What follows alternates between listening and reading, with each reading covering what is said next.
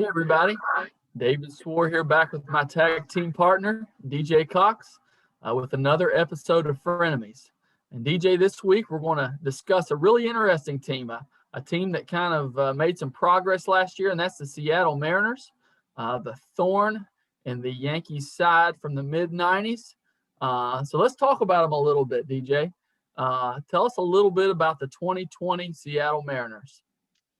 Well, the Seattle Mariners, David, have never won the World Series, and they're one of the few teams left that have not done that. And for all you Mariners fans out there, I hope that you all are excited that A-Rod and J-Lo are back together, I believe, after calling it quits there for a little bit. And I think they're back on track, David. I just can't, okay? A-Rod is the worst announcer. He's the biggest jerk, the biggest womanizer ever. And I just want to say this as a Yankees fan. He is forever a Mariner. He will never be a Yankee. I rue the day that we got him, or he can be a Ranger for all I care. So I just want to interrupt you there and say that I hate A-Rod. We just had to get that out like in the first minute of this podcast because I just want to get that out of the way. We knew it. If we never say his name again in the history of my life, I'll be happy. So I hope you never announce another Yankee game. I don't wish you any harm or anything, but somehow I wish you get fired from ESPN. I would rather J-Lo announce games, baseball games, than A-Rod, and I'm not joking. So that's my feelings on A-Rod, and we'll just leave them there. I got to go one little more step here on the whole A-Rod thing before we continue here. So all I got to say about this situation is Jose Canseco, David, is once again always right in everything he says because he told J-Lo he's cheating on you. And yeah, I'm pretty sure that Canseco credibility is off the charts, man. I'm just going to leave it at that. That guy, although he, had a career where he cheated, and I'm sure he's kind of the same way, at least he does not lie about it. And everything that Jose Canseco says is true, David. So he saw that one coming for a long time. But supposedly they're going to be okay. A-Rod stole Jose Canseco's wife. Am I remembering that correctly? Yeah. Canseco. I was reading in one of the books. They butted heads over some women. Yeah, and that caused Canseco to go on the rants he's going on right now with those two. And it's like an episode of like As the World Turns or whatever these shows are. I don't even know, that soap operas. Jerry Springer for rich people, whatever that is.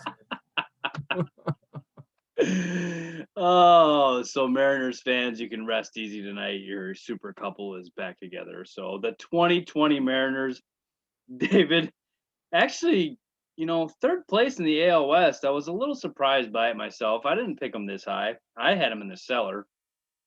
So they totally outweighed what I had for them. Not a winning season with 27 wins and 33 losses last year, but good enough for third place nonetheless.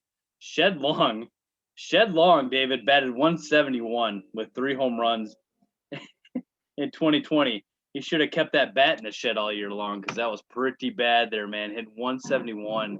I'm pretty sure he weighs more than that, to be honest with you. So that's not good. When you weigh more than your batting average, that can never be a good thing. So all of their regulars besides Austin Nola batted below 262. Not at all a good season offensively for these guys. However, Kyle Lewis, David, 11 bombs, 28 ribbies, 262, 364 on base, was the rookie of the year. Great defensively too. Saved a lot of runs defensively, was a really good center fielder out there from all season long. Kyle Seager had 40 ribbies. That guy continues to produce. He got a massive contract, and he led the team in RBI last year for the Mariners. And David, before we go on a little bit, the news about the president that just came out of the president of the Mariners just had to resign, and some of the comments that he made were pretty harsh towards his own team. And one of the guys he brought up was Seager and called his own player overpaid and all that kind of stuff. I just don't know how you recover from all the things he was saying. Maybe he was like tipsy or something when he was on. I just don't really understand where he was trying to go with all that. What are your thoughts on that real quick before we continue? Yeah, I hate to say it, but does it seem to you like we're headed for a strike? Yeah, uh, that's such a bad word, isn't it? Such a bad word. Uh, I mean, the players and the owners just bungle everything, honestly. I mean, they can't even get easy things right like the DH in the National League and just dumb stuff. And so for him to come out and say this, we know that tanking is definitely a thing. We know that the Mariners have been kind of in that mode, but they're getting close. And I'm sure this is not going to sit well with a lot of these players. And it honestly, it kind of proves their point a little bit. I think the players have been guilty of being a bunch of babies in the past, but this kind of proves their point. And I think it is time for a salary floor in MLB. I don't know what that should be, but teams shouldn't be able just to outright tank and basically throw seasons. And so I'm looking forward to that. But man, that can't sit well. I heard some of those comments as well, pretty harsh.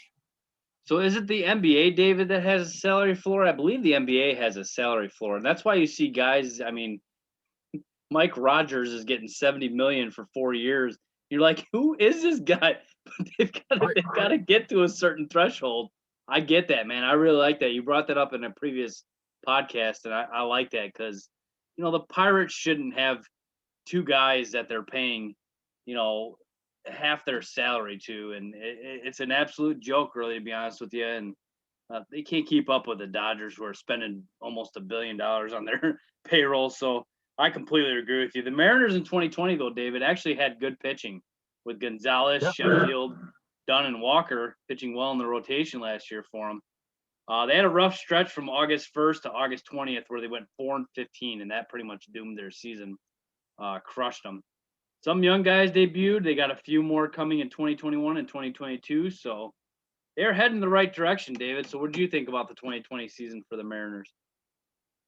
Yeah, I think it was a really a shock.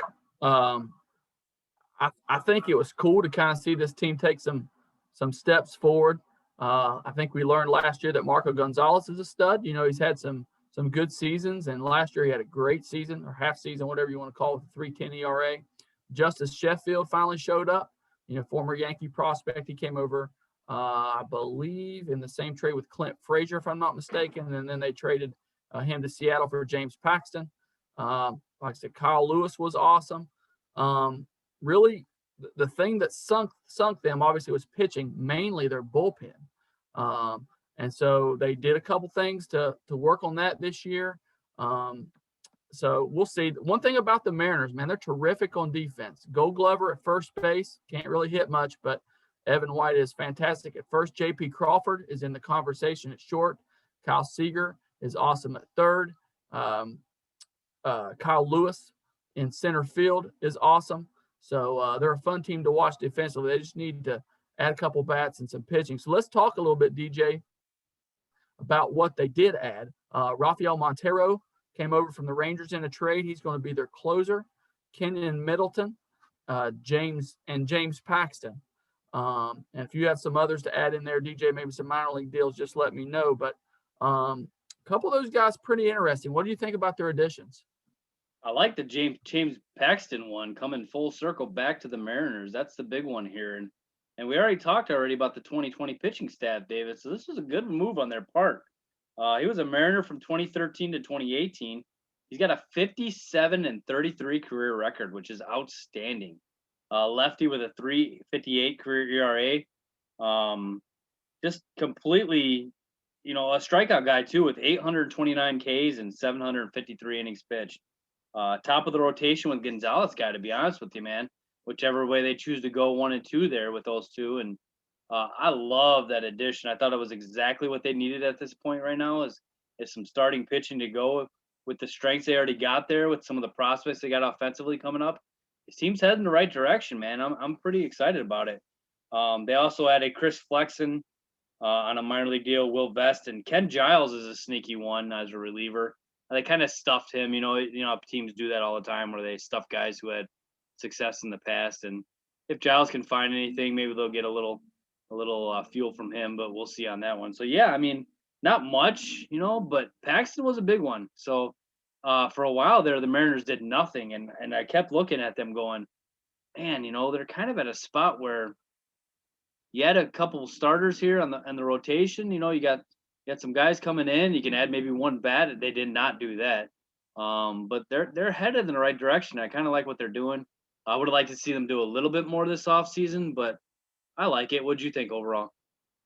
To me, honestly, it's a little bit disappointing because the Mariners do seem like they're kind of, I don't want to say they're on the cusp, but they're climbing the mountain, so to speak, and they're more than halfway up. So you can see what's coming. We'll talk about that in a little bit when we get in their farm system. One thing about the Mariners that I know I overlooked, they played all last year without Mitch Haniger, so that's going to be a big addition. Good call. And then Tom Murphy's coming back. And Tom Murphy, had a decent year a couple years ago. He's going to be replacing Austin Nola, which was a big loss.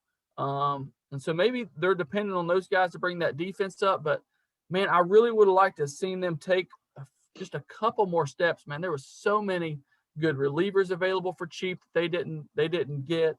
A lot of players, honestly, on the cheap, just some bats they could have gotten. Because let's be honest, that AL West is a little up in the air at this point. The A's took a step back. The Angels took a step forward. So they should be up in the conversation there. But I would have liked to have seen them just go a little bit harder after that division. They really didn't lose much last year. So Taiwan Walker, obviously, they traded him mid-season. Austin Nola, they traded him to the Padres mid-season. Taylor Williams, who was their closer at the beginning of last year, he's now gone, I believe. Is he with the Cubs, DJ? Is that right? He's with the Padres. Padres. Okay, I'm sorry. But they really didn't lose much, and I just thought this would have been a perfect opportunity maybe just to add even just a couple more players. And I really think it would have maybe put them in the conversation with what they have coming forward. So, DJ, what do you think about the lineup for 2021? Sure, yeah. So the projected lineup, Scott Service is the manager, the 2016 to 2021 manager, former Cub catcher Scott Service has been around for a pretty long time, David, and he's definitely done a good job. I think last year was a really good step in the right direction for them. They got some guys in this lineup. I'm not overly impressed, to be honest with you, but I think they're headed towards something good offensively. You start with J.P. Crawford at shortstop. 2 bombs, 24 ribbies last year, 255, 336 on base. Mitch Haniger, good call earlier. He comes back from not playing last year. The former 2018 All-Star had 93 ribbies that year. So we know Mitch can play, and definitely going to be at the top of that hitting order this year, playing some right field. In center, you got the Rookie of the Year, Kyle Lewis, coming back. 11 bombs, 28 ribbies, 262, 364 on base. You got Seager batting cleanup. The man is consistent. He is their highest paid player. He is the face of their franchise. 9 bombs, 40 ribbies, 241, 355 on base. Ty France is the DH. 2 bombs, 13 ribbies, 302 batting average, 362 on base. So he hit well last year. Dylan Moore at second. 8 bombs, 17 ribbies, 255. 358 on base. Evan White is your first baseman at 8 bombs, 26 ribbies, 176 batting average. Ouch. 252 on base. Tom Murphy, you mentioned, is coming back to catch. Did not play in 2020. And Jake Fraley in left field. No bombs, no ribbies, 154 average, 241. Looks like he's going to get a shot here to win the left field job. So on the bench, David, Shed Long. Keep that bat in the shed. Braden Bishop and Luis Torrens, the backup catcher. What do you think of the offense, David? Not much power, man. That's what I would say about that offense. Last year they were 14 out of 15 in homers in the AL. Looks like they're going to hold down that spot again this year from the looks of it, unless they got big years maybe from Haniger. It looks like they're going to be a team without a lot of power. But that doesn't mean that the lineup can't be sneaky. They've got, again, some great prospects coming up. We're going to talk about that here in a second. They're loaded. And so I think they're leaving some of these spots a little bit open for the future, and that's exciting. But overall, man, I think it's going to be a rough year to watch the Mariners. Just, home runs are exciting. That's what everybody likes. And it doesn't look like Seattle is going to be hitting a bunch of them. So on the flip side, DJ, let's talk about that rotation there a little bit. Marco Gonzalez is your ace. Last year, 7-2, 3.10 ERA, 64 Ks and 69 innings pitched. Outstanding win-loss record for a team with a losing record. That's pretty fantastic. James Paxton played for the Yankees last year, was 1-1 with a 6.64 ERA and 20 innings pitched. You can punt that season. This guy's a stud. We know what we can get out of Paxton. He will either be the man or the two in that rotation. Woo! You got to help me on this one, man. UC Kachuki, help me. Kikuchi. So Kikuchi, he must have some info on somebody in the Mariners front office. Man, he's been bad ever since they signed him, and they keep running him out there. No offense to you if you're watching this podcast, Mr. Kikuchi. I won't even attempt your first name, but over 5 ERA last year, 5.17. I believe he was over 5 the year before that, and he may have been over 6 the year before that. I don't have that in front of me. But that's your number 3, and that's concerning. This is a nice young rotation. You got, again, Justice Sheffield, Justin Dunn, who came over in the Mets trade, the fleecing of the Mets when they traded Edwin Diaz and Robinson Cano. Justin Dunn came over in that trade, and he looked good last year, 4-1, 4.34. So to be honest, DJ, I really like this rotation. I really like it. Very, very deep, some good young arms. But again, that bullpen, DJ, I don't know about that bullpen. So they got Montero and Kendall Graveman back there and a bunch of guys. Yeah, it's going to be bad. It's going to be bad. And, Montero, when I first saw that trade, I thought, oh, that's a good improvement. But then you realize it's been a little bit since he's been very good either. So we'll see on that, DJ. What do you think?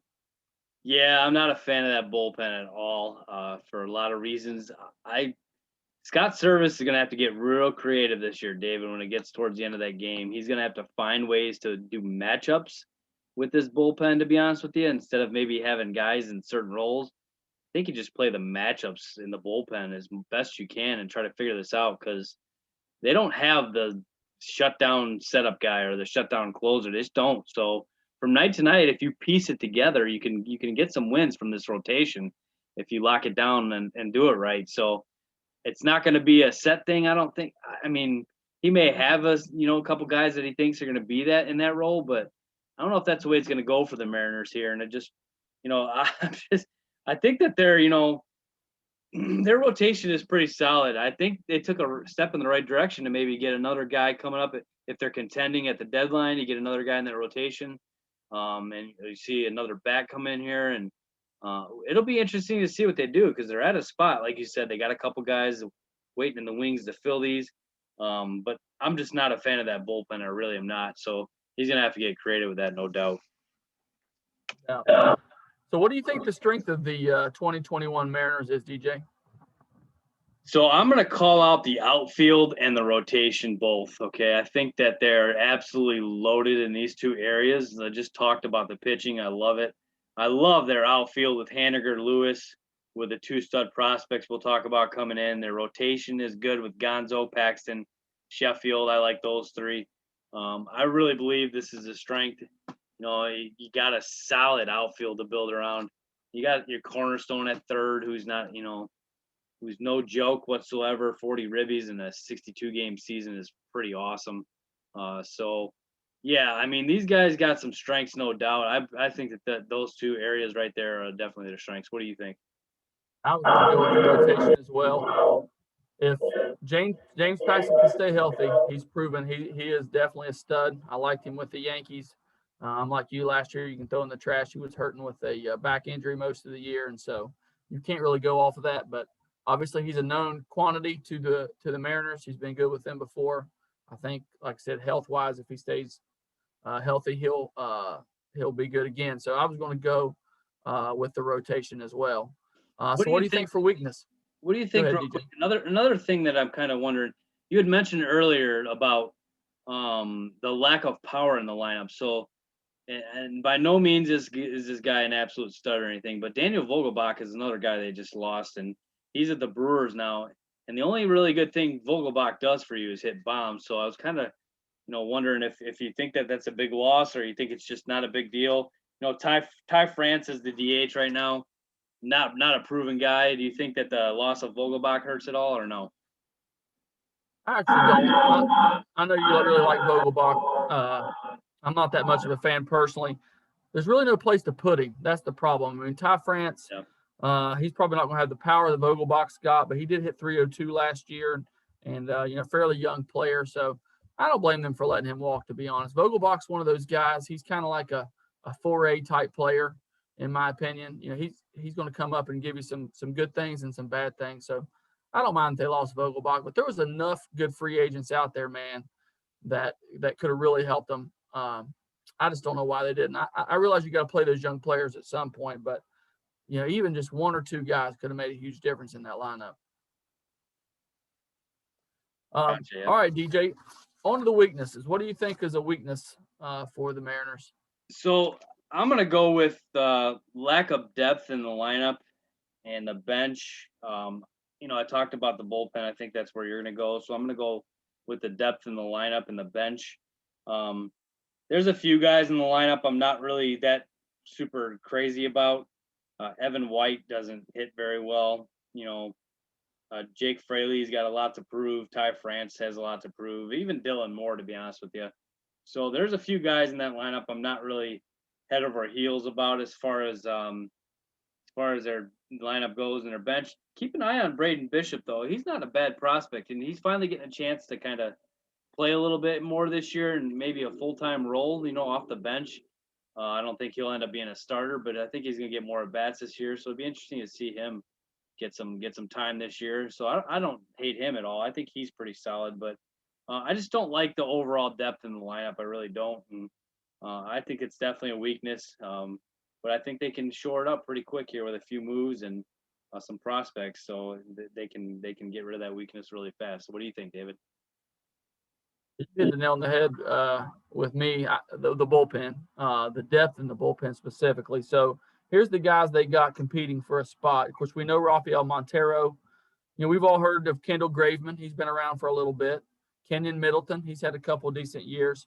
But after that, you got Brady Lale, Brandon Brennan, Will Vest, Joey Gerber, Johan Ramirez, Eric Swanson, Casey Sadler, Domingo Tapia.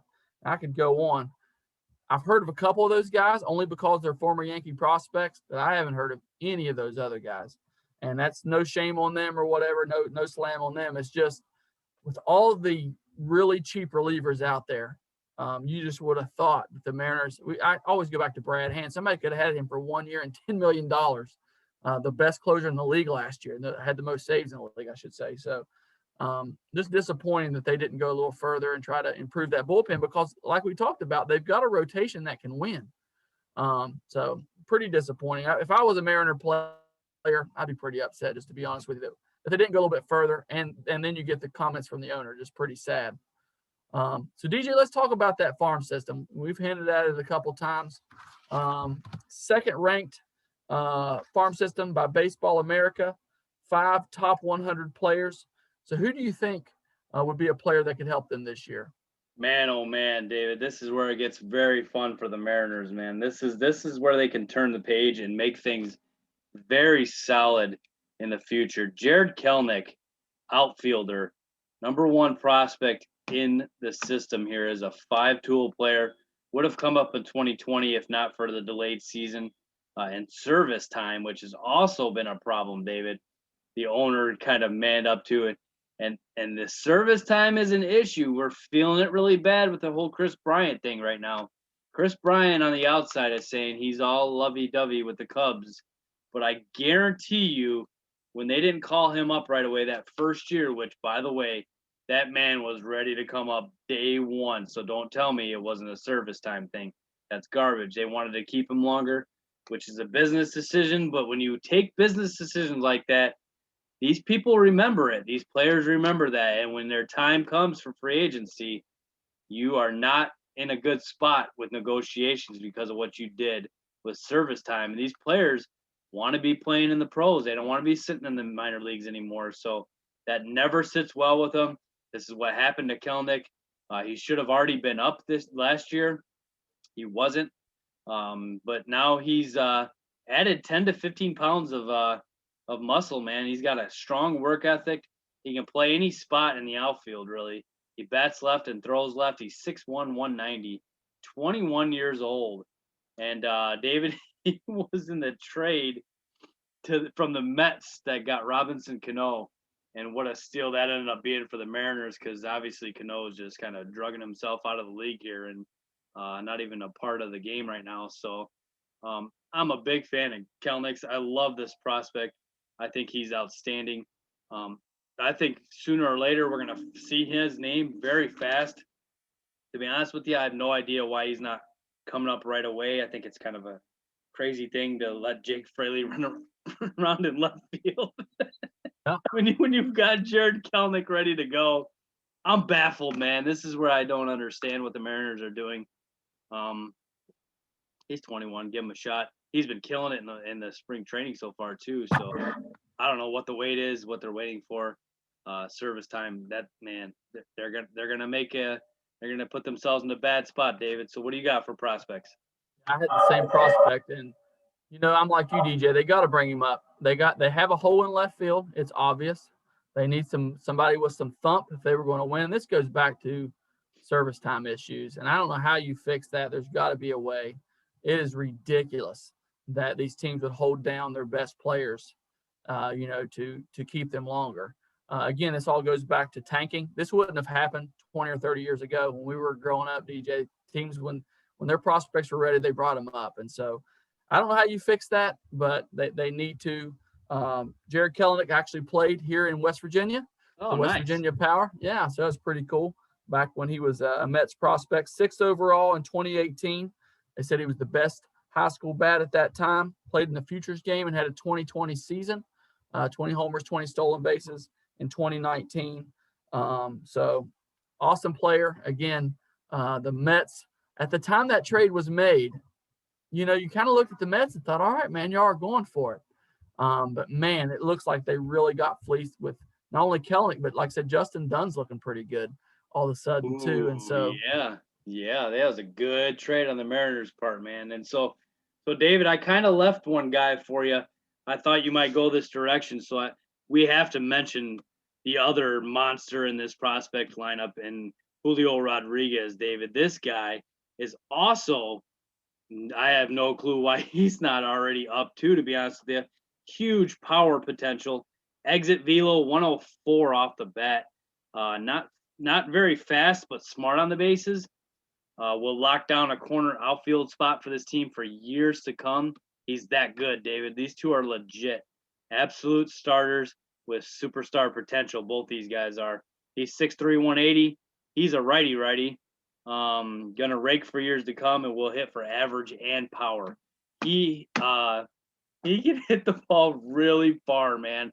And with these two guys, David, the question then becomes, you've got Haniger and Lewis in the outfield right now. You got two of the, I believe these guys are 4 and 5 in the prospect rankings overall, David. I'm not 100% sure on that, but they're both in the top 10 for sure. And you've got these 4 stud outfielders. You've got the DH spot, which is, currently held by Ty France. So you can make it work with those 4 guys. And you can have Seager in there, and you got your 5th guy. Crawford's sticking right now, so that's 6. I like that. That's 6 guys right there that are legit in your 9-man lineup. Now you got 3 more spots that you'd have to kind of fill out and figure out, but they can do it. When you got 6 guys like that, David, that's pretty solid. Obviously you're relying on a couple young kids here that are prospects, but man, these guys are off the charts, man. These are can't miss prospects right here, so to speak. So they're headed in the right direction, and they got a great farm system to prove that. How many guys did you say they had in the top 100? 5. Yeah, 5. 5. See, man, that's pretty good for having that many guys in the top 100, because the Cubs have 1, to put that in perspective. So the Mariners with 5 is just absolutely awesome to have a good farm system like that, no doubt. Yeah, team's on the rise, man. Jerry DePoto, he's a trader. So it looks like they're kind of shooting it next year, I think, DJ. I really think that's when they're looking. To start competing. I think that was obvious with the Ken Giles signing. They were looking next year for that. And like you said, if they get those those lineup pieces in place. They got the rotation kind of in place. Then all they need to do is figure out that bullpen, and we've talked about their defense is awesome. So they're not that far away, and that division traditionally is up in the air. I mean, the A's have kind of dominated it. They're up, down, up, down, up, down. The Angels obviously are looking really good. So there's some room there that they could overtake those two teams. I love hearing you say that the Angels are looking good, David. That makes my heart very happy right now. I was going to bring this up in the Angels podcast, but I'm not going to bring it up now. I'm going to bring it up now. So, DJ, you picked the Angels to win the division for one reason and one reason only. And that was Dylan Bundy, who, by the way, had an awesome season. But the question stood all year: who's going to throw those other 4 days? And I think I stumbled across a stat while looking through this stuff. I believe the Angels had one of the worst ERAs in the league, DJ. So it's finally time for your Angels. I think this might be the year for them, but we'll cover that ground later. Here we go. So DJ, any position battles you want to talk about for the Mariners? Yeah, I'm going to stick specifically to the outfield with Jake Fraley, and I kind of spoiled it earlier talking about Braden Bishop. They'll fight for some time together. I think those two are going to go back and forth tonight. I'd mentioned Bishop's going to get some swings, but I think he's going to get a pretty good amount there too. And it may be like where they come up with Fraley and him kind of going on a day-by-day basis and seeing who's going to win that job there until the other studs can come up and play. For whatever reason, they're not up yet. But I think Bishop's going to get a shot there. Fraley's penciled in right now. I think that's a big battle that's going to go on with this team all year long for sure. Neither really has much stats to show for their major league career, so there isn't much to go off of on that. But, that's the one I went with. What'd you go with, David? I was going to go the same way. But let's, again, talk about that bullpen. It's wide open. Yeah. They did pick up some guys with some potential, some hard throwers. And so I can see a pretty big battle for those last 3 or 4 spots in that bullpen. And, man, what a great time to be in that system and have a big arm. And like I said, they have several of those guys. So you could get playing time right away. And the Mariners are one of those teams, man. I think they're going to hang around. And so I think it's going to be tempting for them to promote some of these guys and maybe shove them in the bullpen. We know that a lot of teams are going with the 6-man rotation. They're going to need some extra innings from some guys. So, a lot of those prospects, I think they're going to find their way up either in the bullpen or maybe spot starts and that kind of thing. So keep an eye on that. If they could get, again, some production out of that bullpen, I think the Mariners could be dangerous. So, DJ, what is your favorite memory from the Mariners? I've been waiting to talk about this one and for the whole Mariners pie. We're going back to 1995. How did you know, David? How did you know? Hey, look, every Mariner memory that you and I saw this I can't remember the exact name of it, but Mariners fans, you guys out there would know. It was an awesome documentary that came out on the 95 Mariners. It was either ESPN 30 for 30 or an MLB one, I can't remember. But it talked about how they saved baseball in Seattle and getting a new stadium and with the Kingdome literally falling apart while they were out there playing. Could you imagine being out there in a dome and the ceiling starts falling out? That's no joke, man. That hits you, you're probably toast. So that had to be really scary. And this 95 team, though, saved baseball in Seattle. Hall of Famers, Edgar Martinez, who is an absolute stud Hall of Famer. David's favorite player of all time there, too. Knocks one into the left field corner. You must have cried when this happened, and I don't blame you one bit. Ken Griffey Jr. was at first.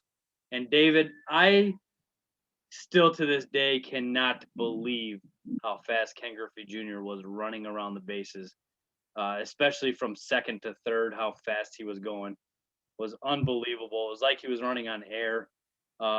He scores the game-winning run, and the whole team just mobs him at the plate, and you can only see his head coming out there. The Mariners would lose to Cleveland in the ALCS, and Cleveland, man, in the 90s was such an awesome team. I still cannot believe they didn't win a World Series in the 90s with the studs that they had. The Indians not winning a World Series in the 90s is another documentary that blow your mind with all the Hall of Famer or borderline Hall of Famers that they had that they just couldn't put it together and win it all. But they had A-Rod, they had your boy A-Rod, they had Griffey, they had Martinez, they had Jay Buhner, they had Randy Johnson. They will forever reign as the best team in Mariners history. We talked about the Mariners not winning the World Series yet, but this team was definitely special. I know the 2001 Mariners team has the record for most wins in a regular season. That's nothing to take very lightly, but I will take the 95 Mariners over that 2001 team any day of the week, and twice on Sunday. But 95 team is the best memory that I have. Griffey, robbing all those homers, some of those catches he made, the one where he hit his wrist against the wall and broke it, and caught the ball. Ken Griffey Jr. to me is always a Mariner first, and that's what I remember him as being. And he changed the game. He really did. He's one of, if not the greatest center fielder of all time. He could very well be the best center fielder of all time. Just a lot of memories he gave me as well. So I got to hand it to that 95 team. That was a lot of fun. So what do you got, David? I'm going to go with the big man here. As a fan of pitchers, there was no more fun pitcher to watch than Randy Johnson. No more intimidating pitcher to watch than Randy Johnson. And DJ, if you remember back in the day, there wasn't very many 100-mile-an-hour throwers, even in his era. And so to see him coming from that left side, he was always wild. Was pretty cool. I always laugh at the John Kruk at bat. I actually watched it the other day. I was thinking about it. And, man, that is the funniest thing. He was stepping in the bucket pretty bad. He was bailing. Randy Johnson throws it behind his head the first pitch and then throws him 3 straight sliders, and he is done. So pretty awesome. I also remember the famous pitch that he threw that hit the seagull. I don't know if you remember that, DJ. Yeah. Literally, it's just like a puff. I don't know what happened to the body of that seagull, but all you see is this puff of feathers go everywhere. And obviously, Randy Johnson was not a great Yankee. They got him late in his career. He still won 17 games that year, but he was just a fish out of water with the Yankees. He hated the media. He hated all the pressure. And obviously, being as big as he is, you can't hide in New York City. And so I've seen some stuff on that about how bad he hated it there. But I love Randy Johnson. He's still one of the greatest pitchers of all time. I'm not so sure if I had one game to win that Randy Johnson wouldn't be starting it. He's just amazing. Yeah. So my favorite memory comes from watching Randy Johnson all those years. So David, 6'11", coming at you off the mound from the left side, and most of the time, especially when he was younger, he had no idea where the ball was going. So that is intimidating as all get out, to be honest with you. He had the big old mustache and the long hair and never smiled on the mound. I would have peed my pants facing him. I guarantee you that. It's kind of like, and I got to give a little shout out to my guy here. One of my high school teammates, David, we were really good my senior year, and we're a couple games away from going to the state tournament. We had a 6'10" pitcher from the right-hand side. And, he ended up playing basketball at Southern Illinois and is now the head basketball coach at Southeast Missouri there, and was under Bruce Weber at Kansas State. And, Bruce Weber, he followed him all over the place. And so he's a big basketball guy. But him coming off the mound at 6'10" from the right-hand side is no joke, and he doesn't throw 100 miles an hour like Johnson does, or he would have been playing baseball, obviously. But he threw hard from there in the 80s. And that's intimidating, man, because when they take their step with that front foot, man, they are so much closer than normal pitchers are. And it's just crazy. And that's a great memory. I mean, if Randy Johnson, like you said, I've always said that as well. If I had one game to win, I'm not so sure that Randy Johnson in his prime would be the guy. And a lot of those 95 games, David, that the Mariners had to win, Johnson would come in on no rest. He would come in out of the bullpen and pitch 3 innings sometimes. It was unbelievable, man. So big memory, a lot of fun. And, Ken Griffey Jr. baseball was another really cool game on Super Nintendo. That was probably the coolest game Super Nintendo ever made. And my cousins played the mess out of that game, Bobby and Mitch. So that was one of their favorite baseball games growing up, Ken Griffey Jr. baseball. So those guys, no doubt, gave us a lot of memories in our teenage years for sure. Absolutely. So, DJ, it's trivia time. I've got a good one for you right here, man. The all-time leaders, plural, in ERA had a 3.42 ERA for the Mariners. 4 pitchers, all in our era. How many of them can you name? So they all tied with a 3.42 ERA for the franchise lead? Yep. I'm going to go Felix Hernandez. Yep.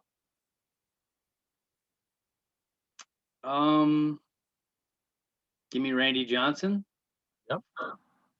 Give me Jamie Moyer. No. Oh, doggone it. The guy's got a goatee. The one that I'm thinking of right now just popped into my head. What is his name? Oh, man. Shoot. No, DJ. Oh, man. Who is that?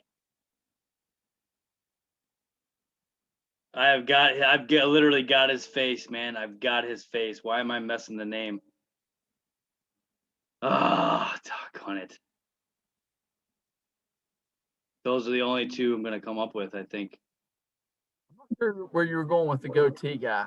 Maybe that'll How about be Mark more Langston? Mark Langston? No. Nope. He was up there on the win side, but on the ERA side, the other 2 guys are my boy James Paxton, actually. Oh, Paxton. Yeah. Oh, geez. And then a very underrated pitcher that had trouble staying healthy.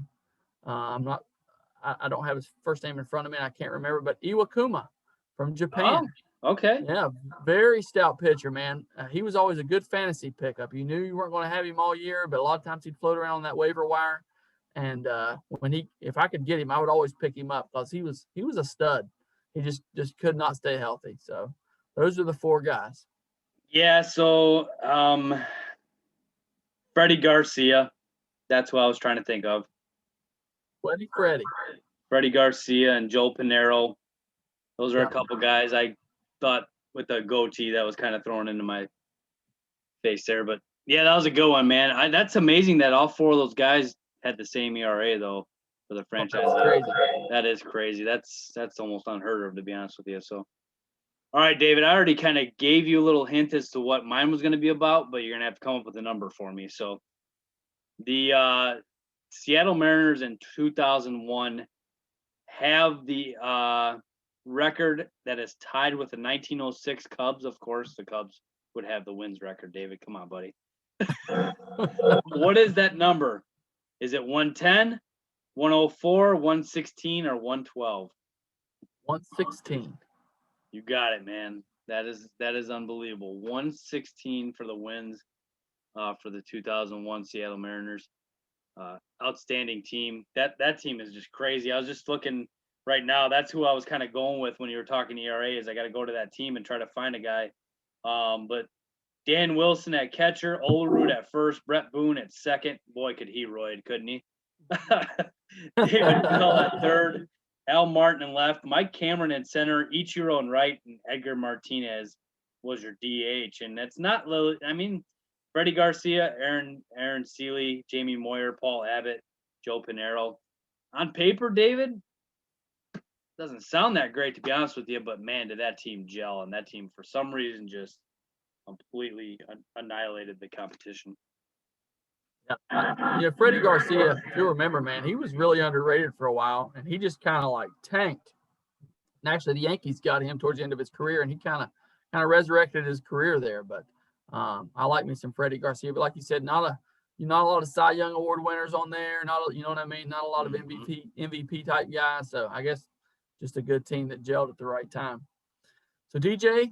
Safeco Field, formerly Comerica, if I'm not mistaken. What do you think about Safeco Field? Man, it looks like a good one, doesn't it? I'm a big fan of that one. I've always wanted to go to Seattle for a lot of reasons, and I hope to one day get out there and do like a coastal trip on the West Coast there and do some things. And man, that would be a lot of fun to go out there. And 47,000 fans it holds. It's been there since 1994. It's a retractable roof. It has to be because it rains every day in Seattle. We thought, as a matter of fact, David, you're actually sitting at Ingle today for this podcast. And boy, oh boy, do you remember, David, our senior year, we had to go on the road to Georgia for the regional tournament. We were hosting that thing at that beautiful field Davidson at. No better place to host a regional than right there. And that field was literally underwater from all the rain. We actually called Chattanooga Seattle there for a while with the amount of rain we would get, and we'd have to go on the road for home games. And it was so bad how much rain Chattanooga gets. And I can't imagine the amount of rain and how much problems that Washington high school teams have to try to get a season in with the amount of rain that they get up there. But that's a big reason why the field has a retractable roof, is for the rain that is constantly pounding that area there. But it looks really cool. It's actually called T-Mobile Park now. I just found that out. Like, I didn't know that they went away from the Safeco Field name. And that's what I kind of hate that. I really do, to be honest with you. It's hard to keep track of what to call stadiums now, and that's a bummer. You know, at least they are the same field, but it's just, it kind of loses its lure a little bit when you change names all the time. That happens on the south side here almost every year, so we know how that is here. So it's a shame, but they get bought out or whatever. I don't know how that all works, but it looks like a gorgeous park. I would definitely love to go. Have you ever been, David? No, it is gorgeous. Big upgrade, like you said, from the old King Dome. I love the fact that it's got the roof on it. I like all those fields that have the roof. I think it's cool, to go watch a game and actually be comfortable. You're not too hot, you're not too cold, out of the weather. So I'm all about it. But I'm like you, man. I guess my chances of seeing that stadium are probably pretty slim unless I just happen to be out that way. So I'm gonna have to make a special trip out there to see that one, I guess. That's a tough one, David, because if you go and see that one, that's pretty much all you're going to do as far as that area goes. You're not going, you're not going to hit a couple when you're up there. You're going just for that one. And if you don't make a special trip to go to the states that are around there for different things, you're only going to catch one baseball game up there when you make that trip. So it's a tough one to get to. It's a hidden gem up there in the Northwest, but definitely one I want to get to someday, no doubt. So, DJ, final thoughts on the Mariners this year. Where do you think they're going to finish? So, David, I had them 5th last year before the season started. I've bumped them up a little bit. Only to 4th, though. I can't go any further than 4th place. I just think that 3 teams in this division are way better than they are right now. And I think the Rangers are one of the worst teams in baseball, so they should take them out very easily. So the Mariners are going to get 4th this year. But, they pull the trigger on a few things, and they could bounce up this division pretty quickly. I think there's one really good team in here we'll talk about. I won't give that away. And then there's a couple that are right there, too. And then, like, the first tier is one team. The second tier is these 2 teams. And then your Mariners are in another tier, and then the Rangers are just in a tier by themselves. So it's an interesting division, but I think they're going to finish 4th. What do you got them at? I totally agree. I can't see them falling below the Rangers. I could see them sneaking up above maybe the A's. I'm a big A's fan, but they didn't really do anything to address some needs over the winter. So I could see them kind of sneaking up into that territory, but I think 4th place is probably about as good as it gets for the Mariners. But we'll see. An exciting team, a team to pay attention to next couple years, and so we'll see what happens. So, DJ, I guess that's going to wrap it up. Next team we're going to do is the Phillies. So that should be an interesting one to talk about. And so you guys tune in. If you haven't liked our podcast yet, please do. We were running some views there for a minute, DJ, but I just checked the last couple. We're back down, not doing well. So whatever you guys can do to get those views up, we appreciate you liking and sharing. And we'll see you next time with the Phillies. All right, sounds good. Have a good night, everybody.